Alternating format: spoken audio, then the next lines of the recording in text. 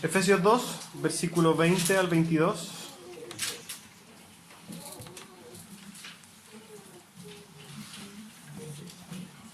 Efesios 2, versículo 20 al versículo 22. Cuando usted lo tenga, se pone de pie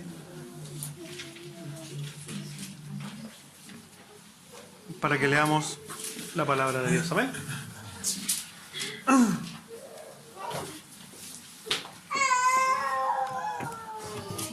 Amén. Vamos a leer Efesios 2, versículo 20 al 22. Edificaos sobre el fundamento de los apóstoles y profetas, siendo la principal piedra del ángulo Jesucristo mismo, en quien todo el edificio, bien coordinado, va creciendo para ser un templo santo en el Señor, en quien vosotros también sois juntamente edificados para morada de Dios en el Espíritu. Amén. Tome asiento.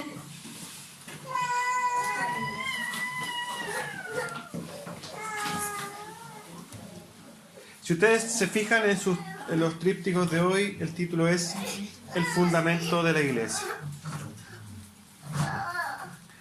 A modo de introducción, yo no sé si usted se ha dado cuenta cuando, por ejemplo, hay un lugar heriaz o un lugar grande que de repente está mucho tiempo botado o de repente todos dicen sí, ahí van a hacer un edificio y saben que el edificio, ese terreno lo compraron, que es lo que nos pasó aquí cerca más o menos.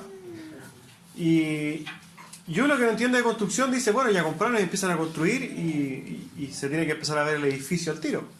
Pero de repente pasan 3, 4 meses que no se ve nada. Pero ya están construyendo, uno va a entrar, salir camiones. ¿Y qué estaban haciendo? De repente uno, cuando mira por un hoyito, digamos, de lo que han tapado, se da cuenta que hay un tremendo hoyo, una tremenda excavación profunda. Y bueno, uno que no entiende tampoco de construcción, en su momento me preguntaba, oye, pero ¿por qué hicieron un hoyo tan grande? Pero lo que estaban haciendo era el fundamento del edificio. Algunos, no sé, pues algunos dicen que, por ejemplo, lo mismo que es para arriba del edificio tendrían que hacerlo para abajo, no creo que sea tanto tampoco. Pero sí tiene que haber una construcción sólida abajo para que ese edificio esté sujeto de algo. Para que no pase, por ejemplo, lo que pasó en el edificio que hicieron en Concepción para el terremoto, que se fue para el lado, se cayó, ¿cierto? La idea es que tenga un cimiento profundo, un fundamento, una estructura abajo que le dé el sostén, que sujete toda la construcción. ¿Ya? Este mismo ejemplo es el que está poniendo Pablo respecto de la iglesia.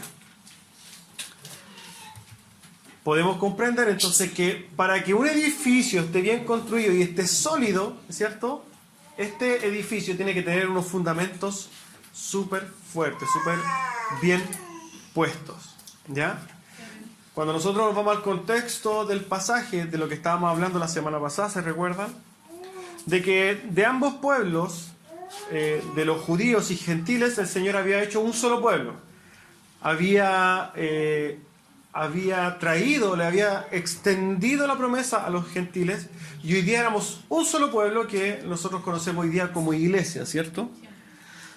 Ahora bien, una vez que Pablo establece esta verdad de que ya no hay dos pueblos, sino que un pueblo, la iglesia, dice, bueno, aquí está el edificio, la iglesia.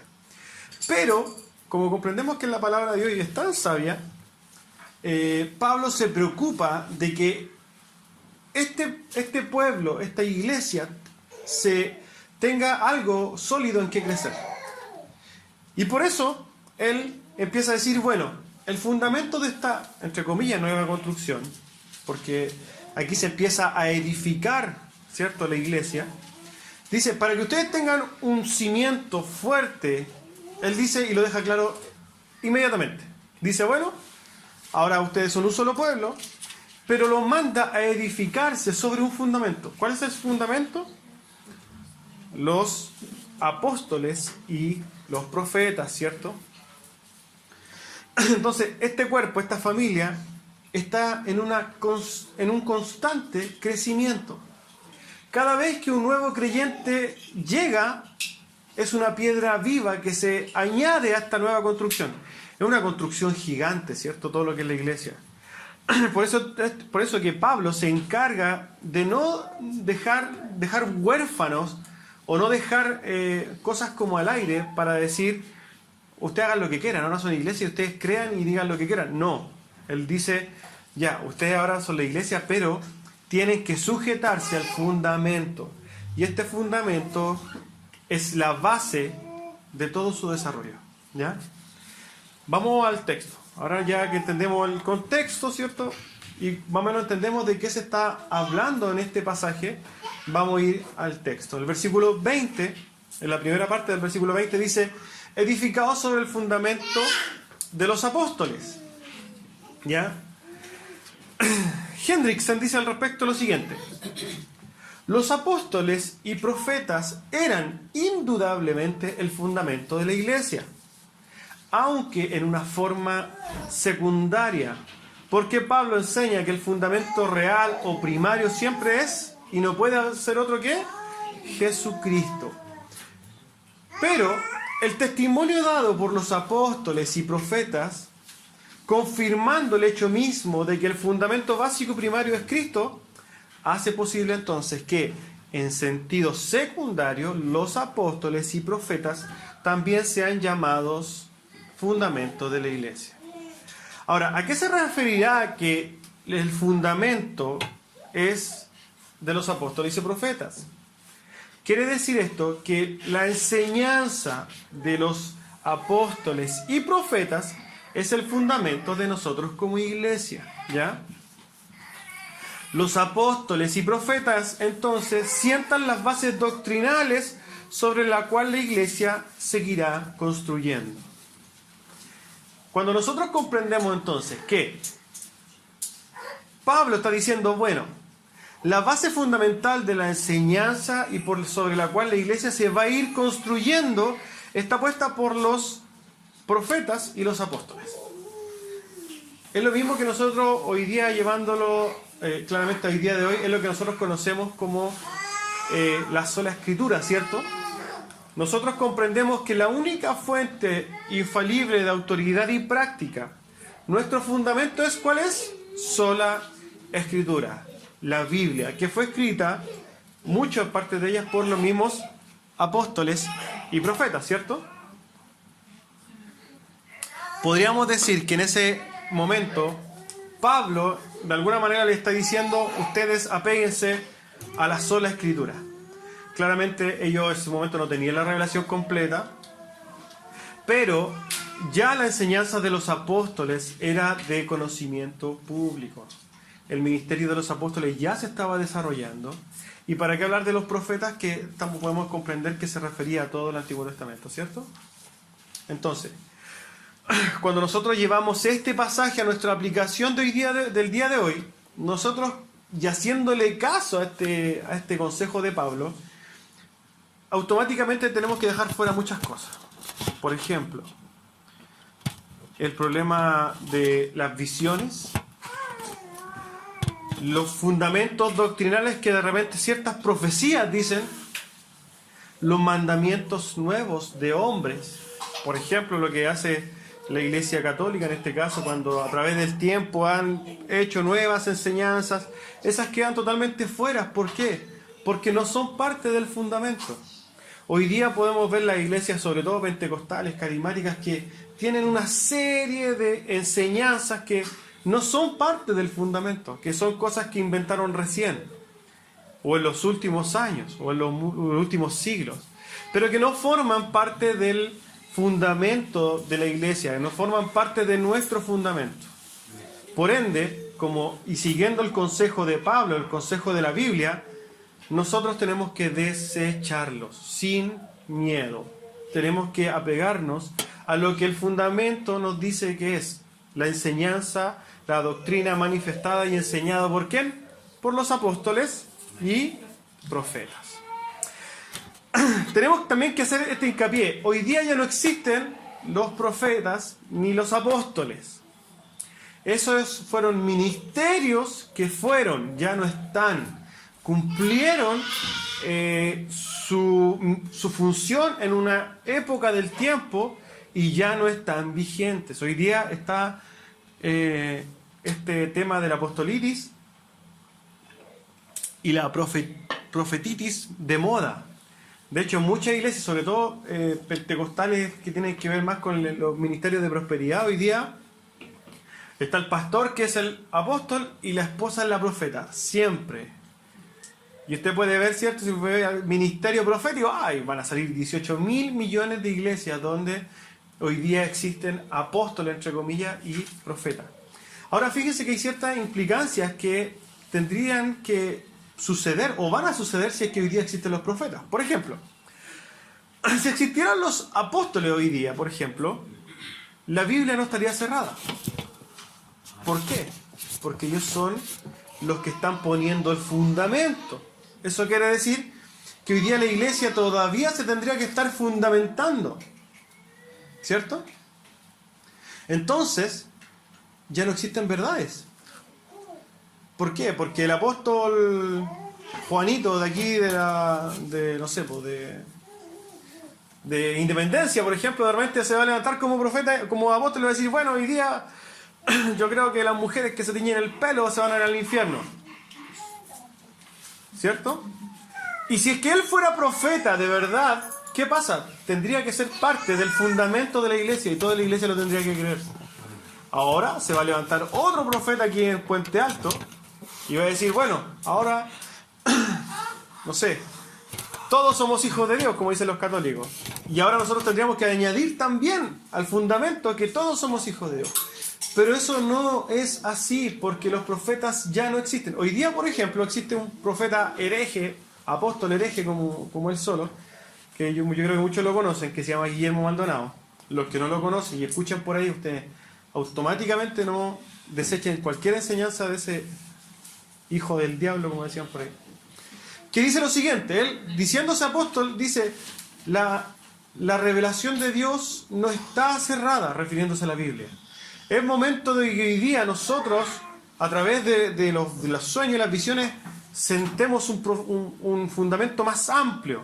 Lo dice con sus propias palabras, estoy parafraseando. Pero eso es una herejía, eso es atacar directamente la palabra de Dios. ¿Se acuerdan los que estábamos viendo sola escritura dentro del estudio de los 5 solas? Que poner enseñanzas por sobre la Biblia significa automáticamente invalidar la Biblia. Y si nosotros estamos dispuestos a invalidar la Biblia, entonces estamos perdidos. Amén. Si es que existieran apóstoles hoy día también, ellos interpretarían la escritura anterior y podrían darle cualquier sentido. Pero Pedro se encargó en el primer siglo de dejar esto claro. Dijo, no hay una interpretación privada de la Biblia, sino que la interpretación es una. Hoy día está de moda que un pasaje para usted dice algo, para el otro dice otra cosa, y sacamos 18.000 significados de lo que significa un pasaje. Y eso está mal, ¿cierto? Famoso este proverbio que dice que en la boca está el poder de la vida y la muerte, y hoy día le han dicho que se supone que tú puedes declarar y decretar. ¿Y por qué? Porque tu boca tiene poder, sacando totalmente de contexto lo que realmente ese pasaje quiere decir. ¿Cierto? Entonces, si existieran apóstoles hoy día, no tendríamos seguridad alguna de lo que le agrada o no le agrada a Dios.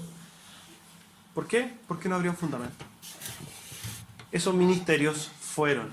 Si hoy día usted se encuentra con un apóstol, porque yo creo que muchos tenemos amigos cristianos, conocidos cristianos, y de repente, como reina la ignorancia dentro de la iglesia, los apóstoles son abrazados y bienvenidos. Puede que un día le diga, ah, mira, este es mi apóstol. Ya usted entienda que hay algo súper mal ahí. Ojo, pestaña y ceja, decía algo. Amén.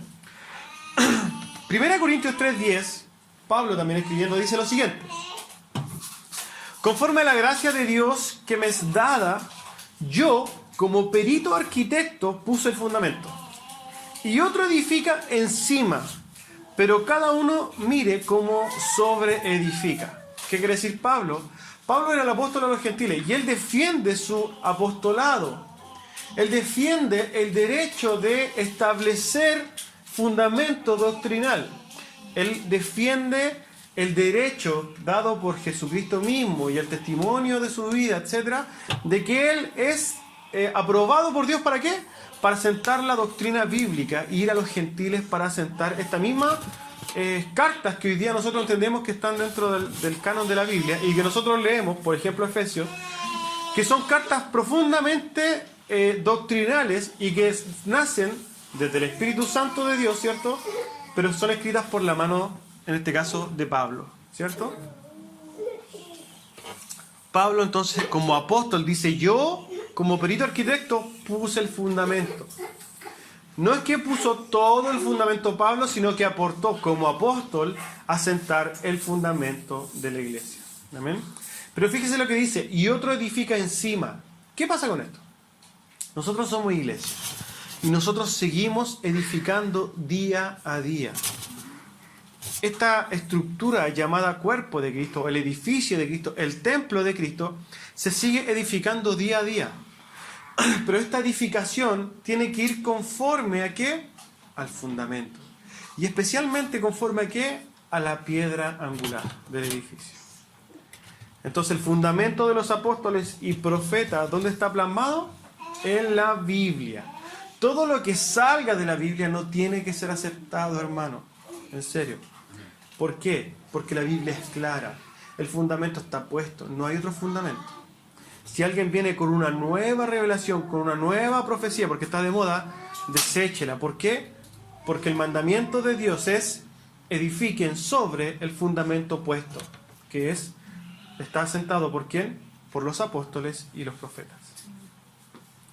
Nosotros como iglesia entonces tenemos este entendimiento y creemos que el principio de este tema es la sola escritura que nosotros ya hemos visto. La Biblia es única, inerrante, inefable y suficiente. La Biblia no necesita nuevas revelaciones, no necesita ser llenada, por ejemplo, o complementada. No, la Biblia está ahí. Y es lo que nosotros necesitamos. Amén. John MacArthur dice, aunque ustedes saben que yo no comparto muchas cosas con MacArthur, pero esto va al clavo. Dice lo siguiente: edificar una teología sobre la experiencia es edificar sobre la arena. Pero edificar una teología sobre la palabra inspirada y revelada es edificar sobre la roca.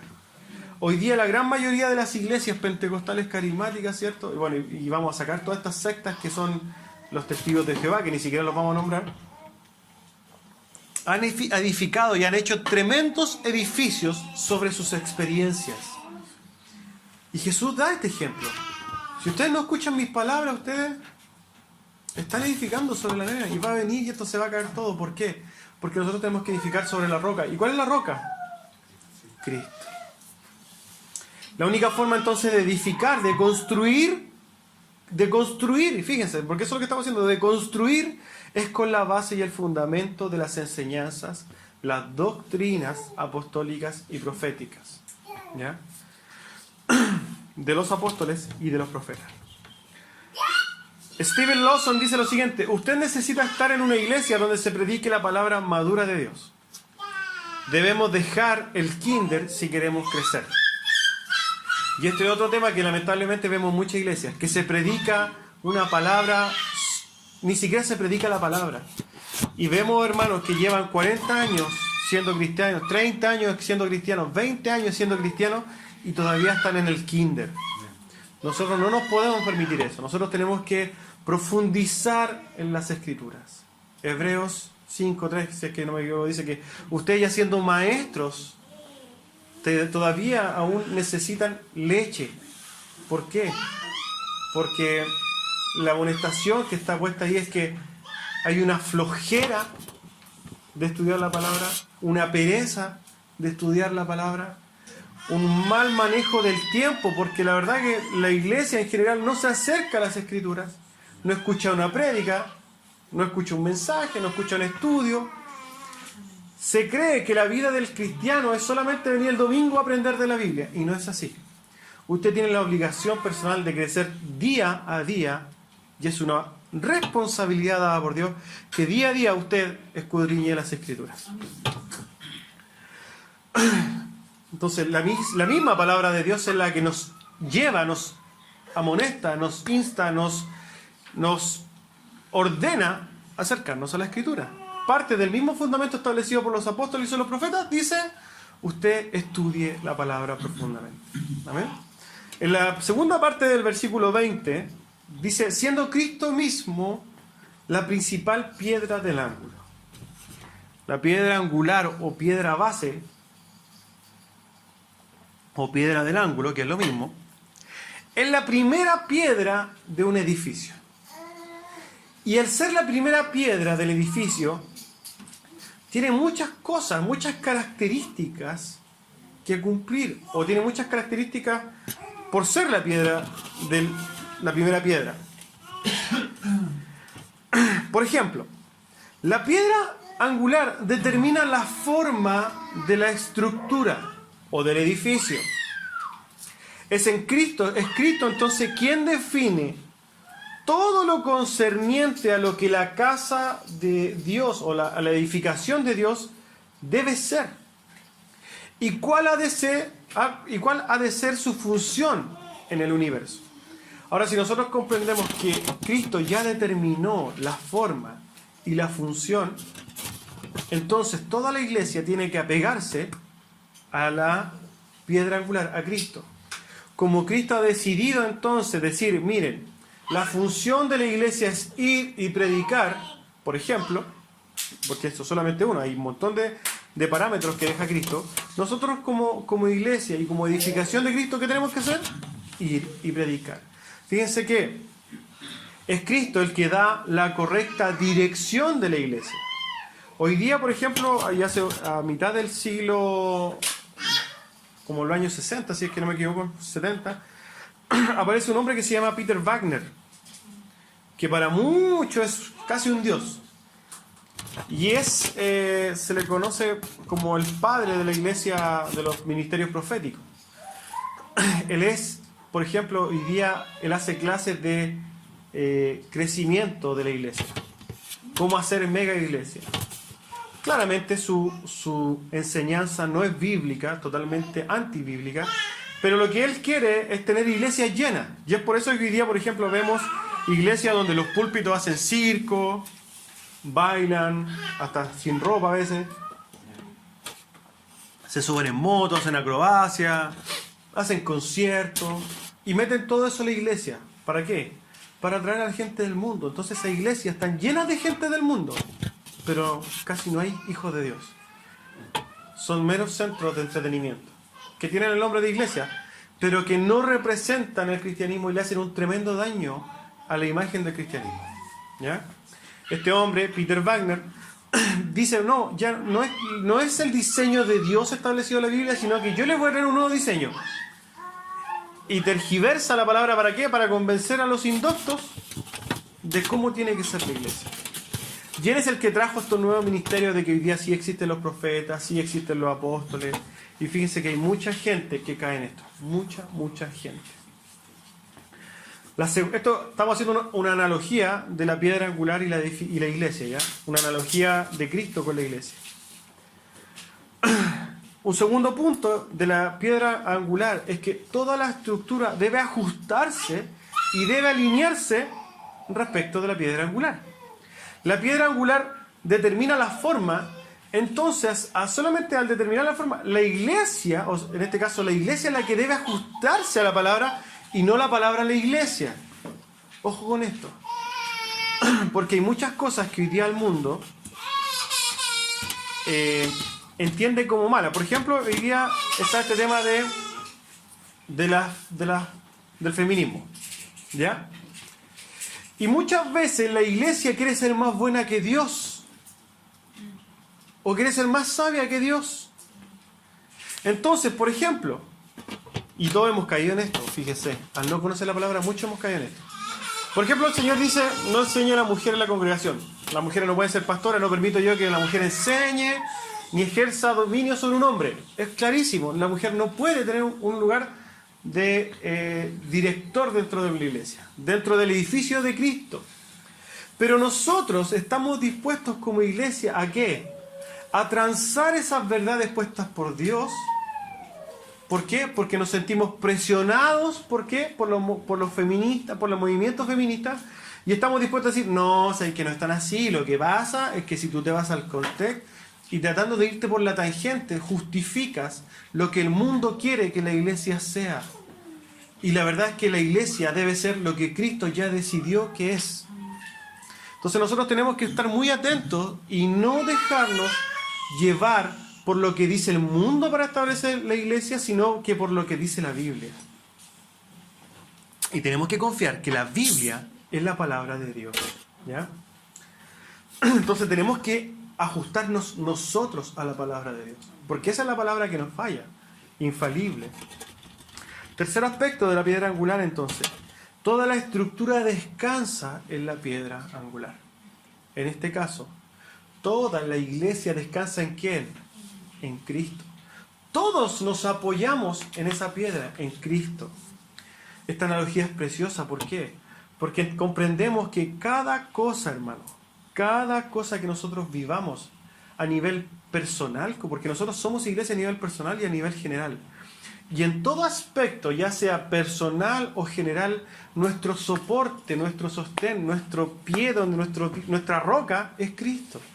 Y esto aparece en muchas partes donde Cristo es la roca, donde Él dice, por ejemplo, venid a mí los cansados y cargados, porque yo los haré descansar. El Señor dice también que nada podemos hacer sin Él. En todo sentido imaginable, nosotros descansamos en Cristo. Así como toda la edificación descansa en la piedra angular, todos nosotros descansamos en Cristo. Cuarto punto, la piedra angular es inamovible dentro de la estructura. Cristo para la iglesia es lo que la piedra angular es para una edificación. Sin esa piedra angular no puede haber edificio. ¿Ya? Y esto es tremendo. Pero por ejemplo, Cristo como la piedra angular de un edificio no puede ser movido, no puede ser sacado en lo absoluto. Pero por ejemplo, los testigos de Jehová han sacado a Cristo como piedra angular de la Escritura. Y le han sacado el lugar que le pertenece a Dios dentro de la estructura en este edificio. ¿Podemos comprender entonces que son parte del edificio de Dios o no? No.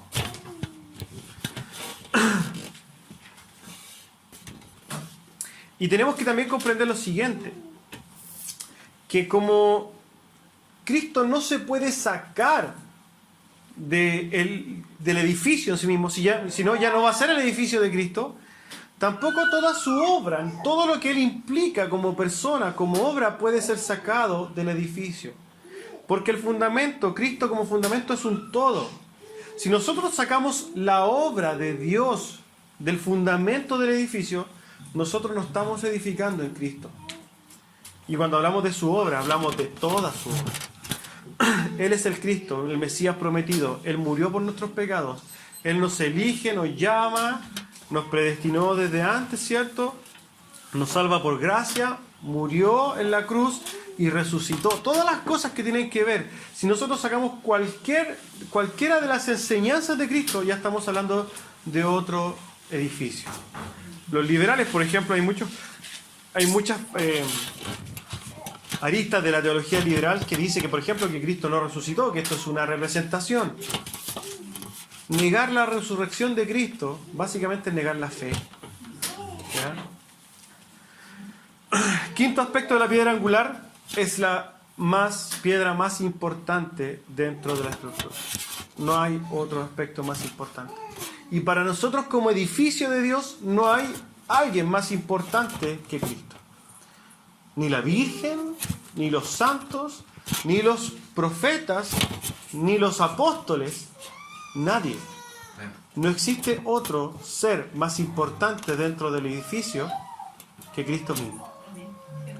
Sexto y último, la piedra angular es la base de una edificación, y esto tenemos que comprenderlo muy bien. La piedra angular es la base de un edificio, no de varios edificios.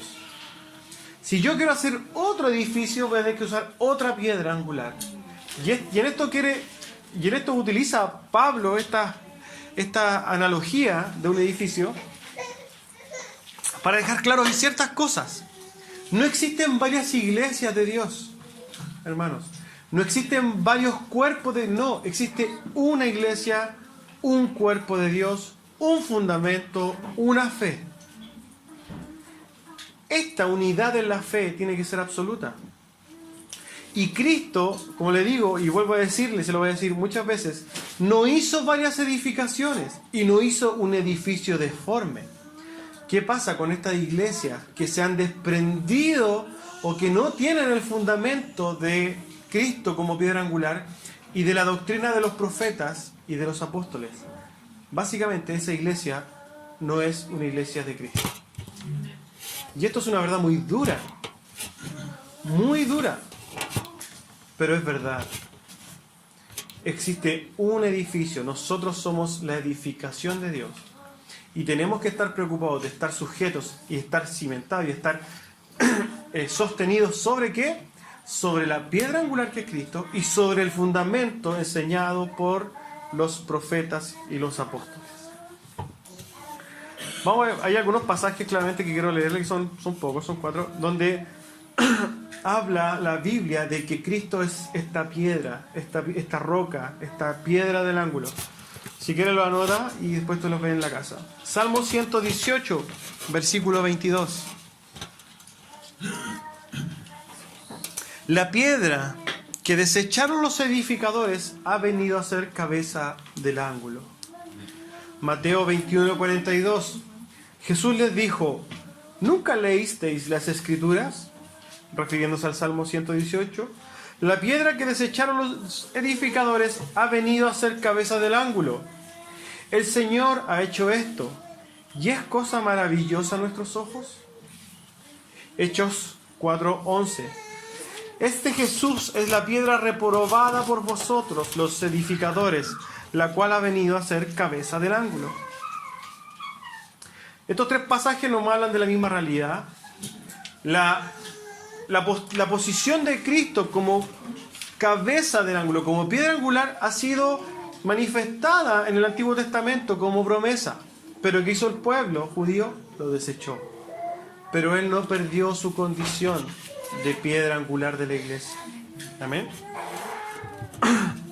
Entonces Cristo, además de ser la piedra angular del edificio, también es parte del fundamento. Y por tanto toda la estructura está determinada por Cristo. Nosotros entonces como iglesia, ¿por quién estamos determinados? ¿Quién determina la forma nuestra? Cristo y la Escritura.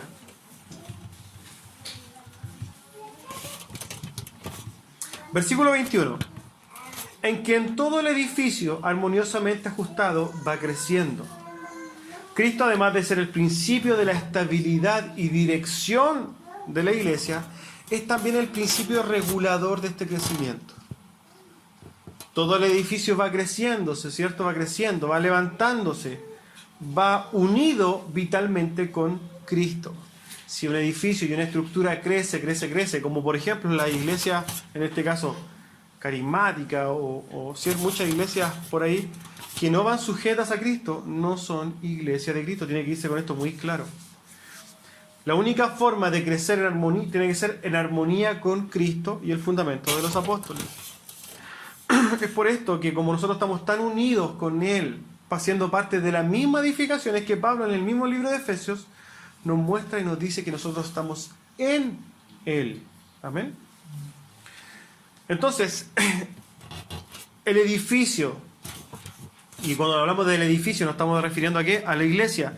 Es una construcción viva formada por piedras vivas. ¿Quiénes son esas piedras vivas? Los creyentes. Y siendo cada piedra viva, que cada piedra viva aporta su propia contribución al crecimiento y belleza del edificio, lo último se describe como armoniosamente ajustado. Entonces, todo lo que, cuando Pablo habla de que está armoniosamente ajustado, es que nosotros tenemos como piedras vivas, como cada uno es una piedra, tenemos que ajustarnos entre nosotros y por sobre todo ajustarnos ¿a quién? A la piedra angular que es Cristo. La iglesia se edifica a sí mismo, siempre fundamentada en las enseñanzas de los apóstoles que a su vez estos apóstoles y profetas nos llevan ¿a quién? A Cristo. Primera de Tesalonicenses 5:11 dice lo siguiente: por lo cual, animaos unos a otros y edificaos unos a otros, así como lo hacéis, como lo estáis haciendo. Y Efesios 4:11 al 16 dice lo siguiente, fíjese lo que dice.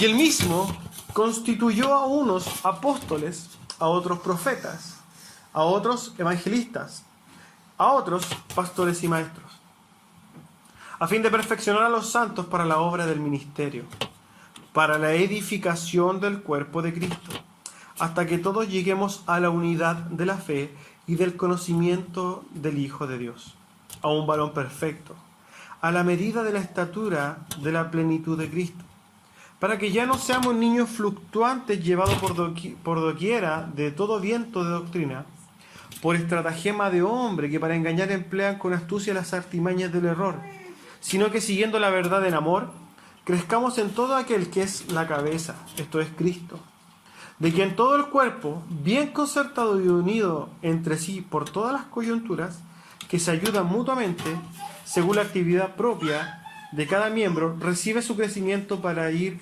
edificándose en amor. Aquí también está hablando del edificio, Pablo. Y está hablando de una construcción. La construcción que nace en el corazón de Dios tiene ciertas, pensémoslo así, ciertos fundamentos, como lo estableció Él. Y Él constituyó dentro de este edificio funciones dentro del edificio. En este caso, los apóstoles y profetas sabemos que son parte del fundamento, ¿cierto?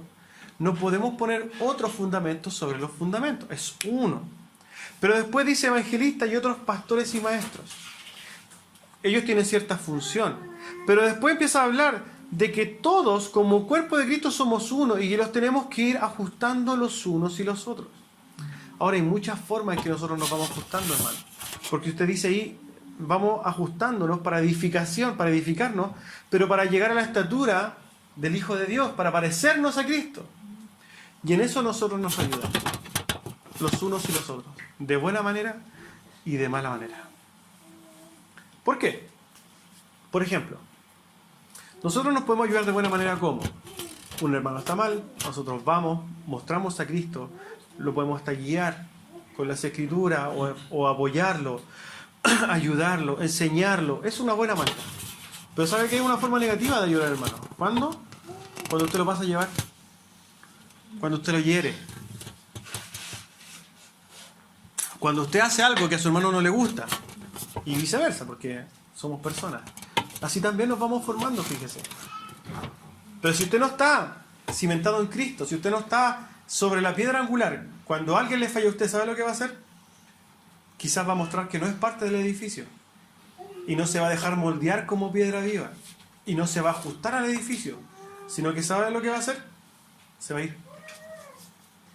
Pero si usted realmente es parte del edificio, significa que esas pequeñas, pensemos así, esos pequeños callos que tiene como piedra, estas pequeñas protuberancias que tiene que no lo dejan ajustarse al edificio, van a ir siendo pulidas y van a ir saliendo. ¿Para qué? Para que usted encaje perfectamente como un rompecabezas donde tiene que ir.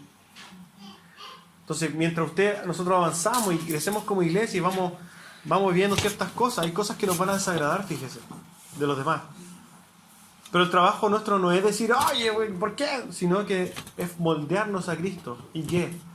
Perdonar, por ejemplo. Amar, ser pacientes, entender. Hay ciertas cosas como nosotros, que con nosotros como cuerpo, vamos a ir nosotros puliendo los unos a los otros, pero nos vamos a sí mismos nos vamos a ir ajustando. Y así mismo vamos a estar cada vez más cerquita los unos a los otros. Hasta que lleguemos a ser, como dice él, nosotros, en el conocimiento de Cristo, unánimes. Por ejemplo, hay hermanos que no les gusta la liturgia, por ejemplo. Pero eso también se tiene que ir puliendo. ¿Para qué?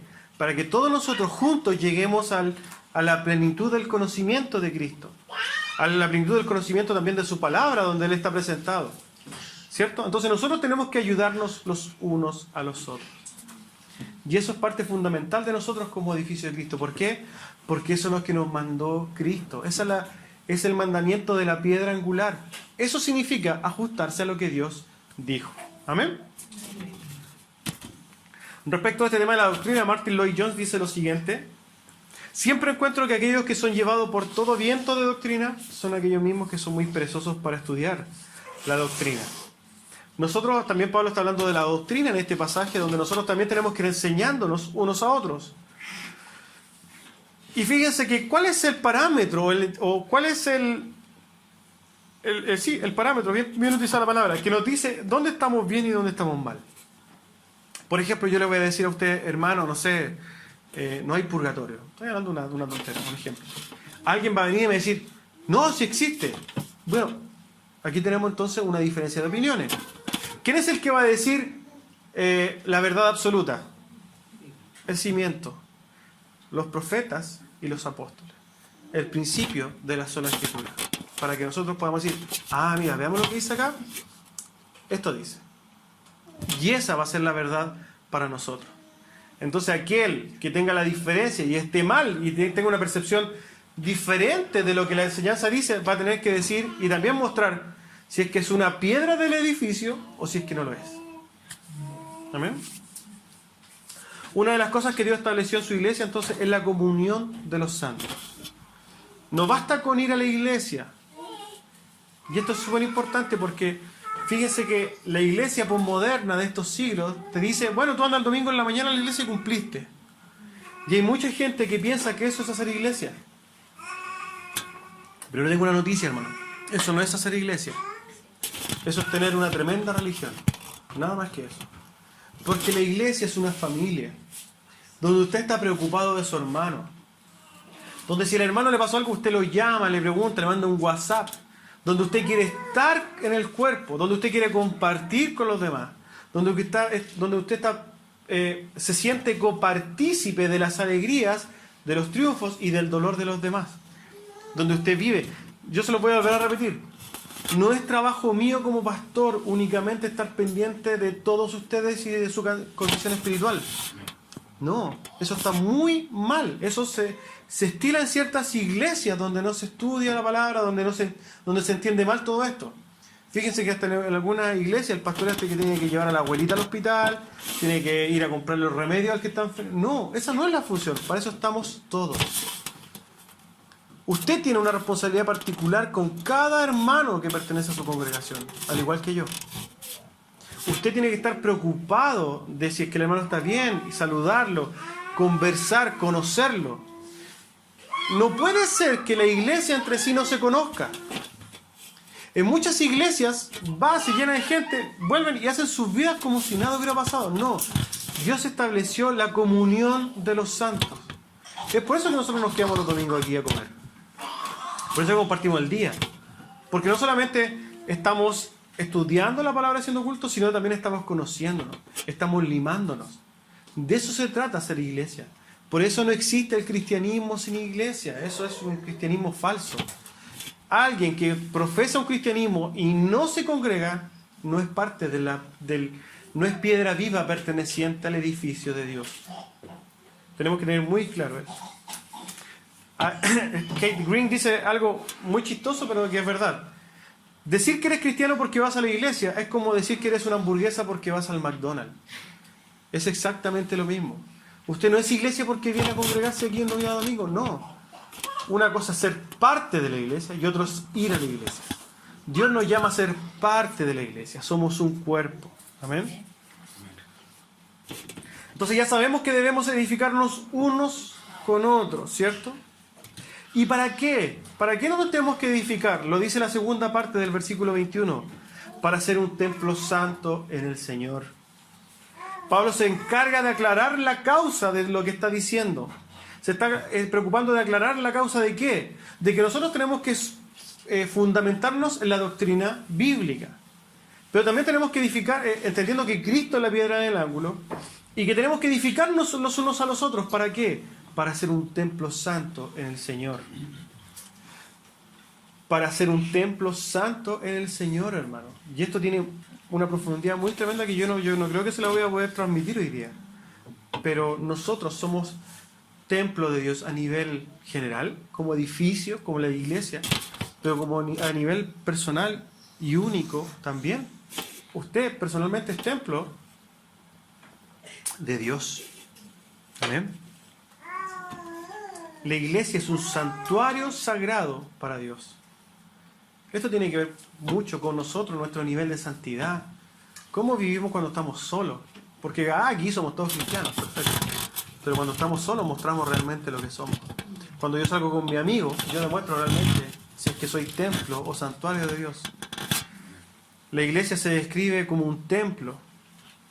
En ese tiempo y en el contexto de los Efesios, los de Efesios tenían el templo de Diana, que era una de las maravillas del mundo. Y cuando se les decía a los judíos, ellos asumían el templo de Jerusalén. Pero el Señor no habita en templos hechos de manos. Eso lo dice Hechos 17:24. El Dios que hizo este mundo y todas las cosas que en él hay, siendo Señor del cielo y de la tierra, no habita en templos hechos por manos humanas. Él habita en su templo, su iglesia. Y si usted es parte de su iglesia, hermano, Dios habita en usted.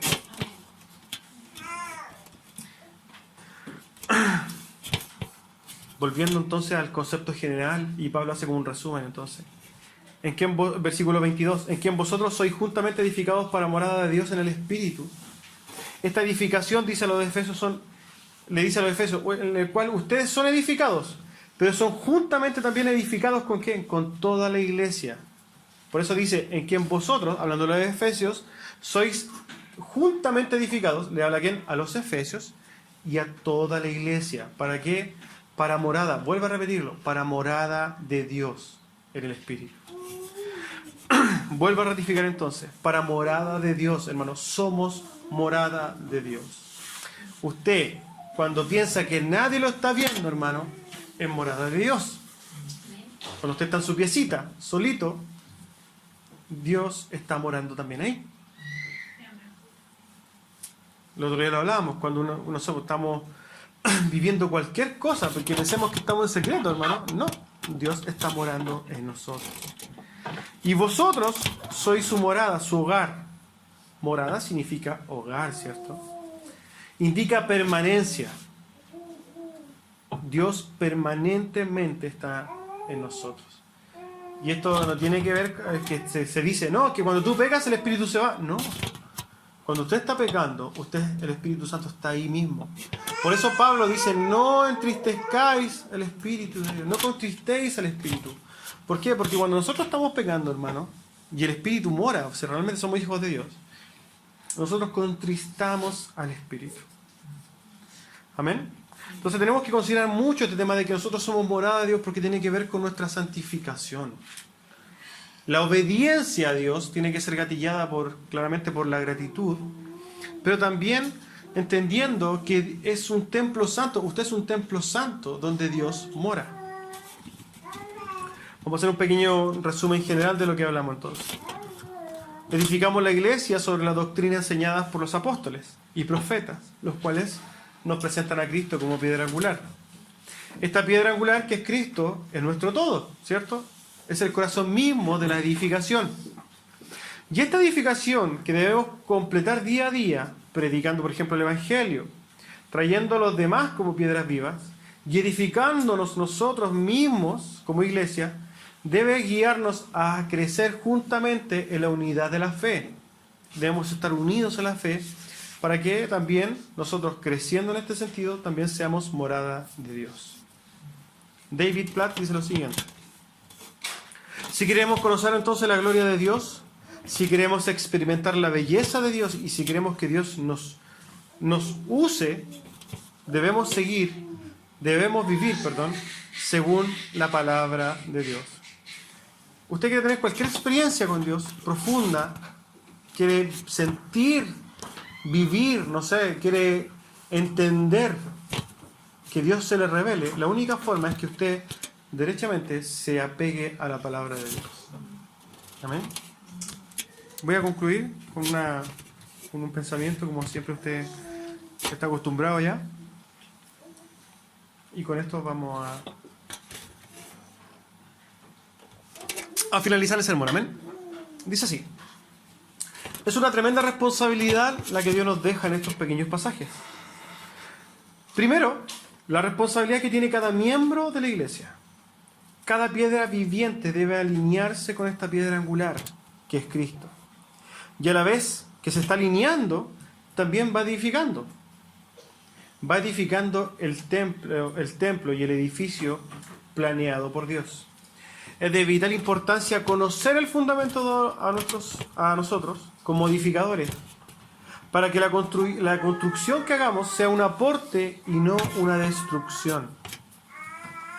Acerquémonos entonces con entendimientos a las Escrituras, con un profundo sentido de responsabilidad, porque esta edificación a la que pertenecemos es el templo de Dios en forma general y en nosotros mismos como forma personal.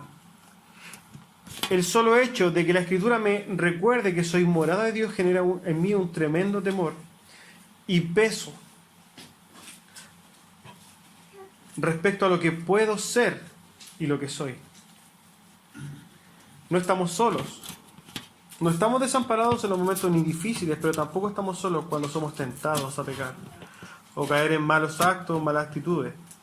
No contristéis al Espíritu, dice Pablo, entendiendo que estamos afectos a caer en pecados y desórdenes. Tampoco nos confiemos en nosotros mismos y que somos super personas que no pecaremos, porque como piedras vivientes que somos, no somos nada sin la piedra angular. O sea, no podemos hacer nada sin Cristo. Nada podemos hacer sin Cristo, si Cristo no nos sujeta. En este sentido, la oración es un arma impresionante contra la tentación y el orgullo. Cuidémonos, hermanos, de alinearnos y edificarnos entre nosotros tal como está expresado en la palabra, para que seamos morada de Dios, con una conciencia limpia, un corazón entregado y una mente entendida. Amén. Oremos.